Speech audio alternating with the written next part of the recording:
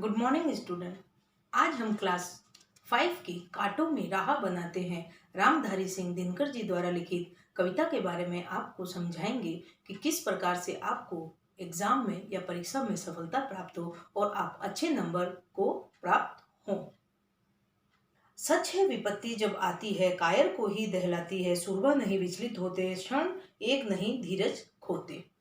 यहाँ जब विपत्ति आती है तो इस विपत्ति में सूरमा नहीं घबराते हैं और कायर घबरा जाते हैं, यानी कायर पहले ही डर के मारे अपना काम नहीं करते हैं, वो हमेशा पीछे रह जाते हैं। जो विपत्तियों से घबरा जाते हैं वो कभी आगे नहीं बढ़ते। जो सूरमा होते हैं उनका डट कर मुकाबला करते हैं, उनके जीवन में कैसी भी परिस्थिति हो, कैसी भी संकट की घड़ी हो, वे आगे बढ़ते जाते हैं। आगे का पैराग्राफ पढ़ेंगे।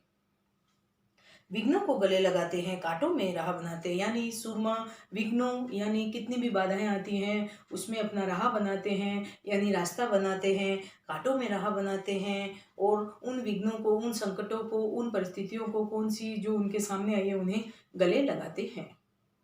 मुंह से न कभी उफ कहते, संकट का चरण न गहते हैं, जो आ पड़ता सब सहते हैं, उद्योग विरत नित रहते हैं। मुंह से कभी भी वो उफ नहीं करते। सूरमा जो होते हैं कभी भी विपत्तियों का सामना करने में उफ तक नहीं करते हैं, क्योंकि उनमें वह साहस होता है। विपत्तियों को डट कर मुकाबला करने के लिए उनमें वो शक्ति होती है। वो हर समय तत्पर रहते हैं कि हम किस प्रकार से अपने जीवन में आगे की ओर बढ़े।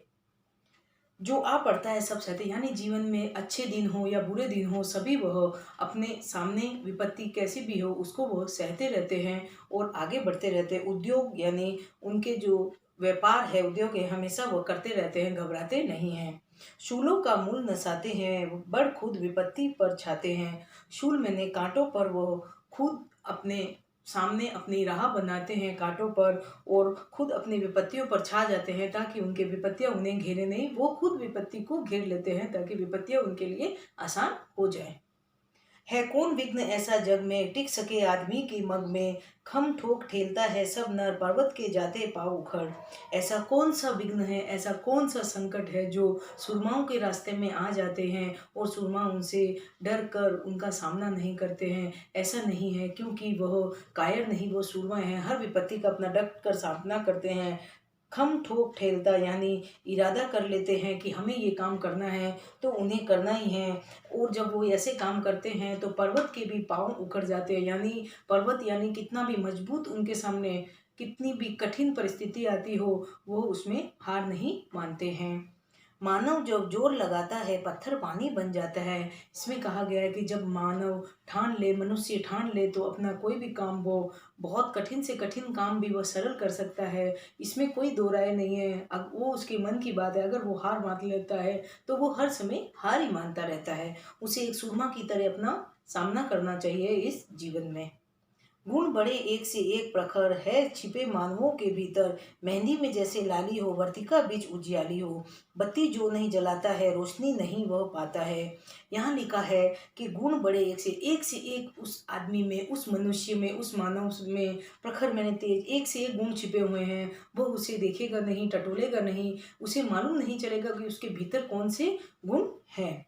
मेहंदी जिस प्रकार से लाल रंग लाती है, जिस प्रकार से हम मेहंदी लगाते हैं तब तो वो हरी होती है, लेकिन 2 दिन बाद यानी जब हम उसको 24 घंटे बाद उतारते हैं तो उसमें एक लालिमा छा जाती है, और फिर 24 घंटे बाद उसके बाद और थोड़े दिन बाद देखते हैं तो उसमें और ज़्यादा गहरा रंग आ सकता है।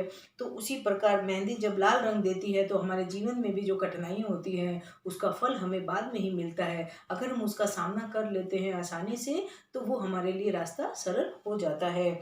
वर्तिका मैंने बीच उजियाली हो, बत्ती जो बत्ती नहीं जला सकता है, जो बत्ती वर्तिका नहीं जला सकता है, यानी बत्ती नहीं जला सकता है, वो रोशनी कभी नहीं पा सकता, वो अंधेरे के गुम एक कमरे में रह जाता है। यहाँ कायर और सूरमा के बारे में बताया गया है कि कायर अपना मार्ग पर विचलित हो जाते हैं, डर जाते हैं और वो अपना रास्ता नहीं चुन पाते हैं। सूरमा एकदम आगे बढ़ जाते हैं, क्योंकि वो विपत्ति से घबराते नहीं हैं, संकट का सामना अपने अच्छे साहस और बल से करते हैं। रामधारी सिंह जी दिनकर जी ने यही समझाया है इस कविता में।